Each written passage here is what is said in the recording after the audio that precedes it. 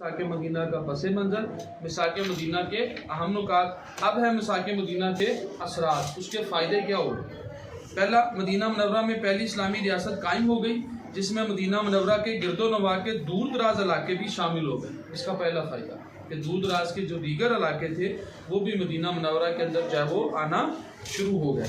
तमाम ग्रोहों में बर्दाश्त और रवादारी की फ़िज़ा कायम हो गई। ये बहुत अहम बात थी कि तमाम ग्रोहों में बर्दाश्त हो गई, उसमें तमाम ग्रोह जो है वो रवादारी को कायम करने लग गए। तीसरा, मुसलमान एक उम्मत और मजबूत ताकत बनकर उभरे। चौथा, मदीना मुनव्वरा का अंदरूनी और बैरूनी दिफा मजबूत हुआ। पाँचवा, इस्लाम की अशात और तबलीग के लिए रास्ता हमवार हो गया, रास्ता आसान हो गया।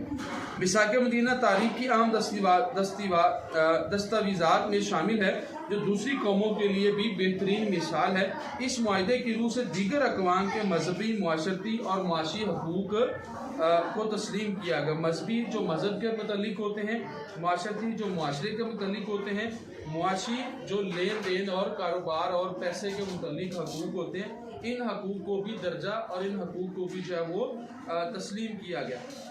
मज़ीद एक बात जो है, हज़ूर अकरम सल्लल्लाहु अलैहि वसल्लम ने मदीना मुनव्वरा के कुर्ब व जवार के बदवी कबाइल से भी अमन सुलह के मुआहदे किए हैं। ठीक हो गया। ये तो मदीना मुनव्वरा के मिसाक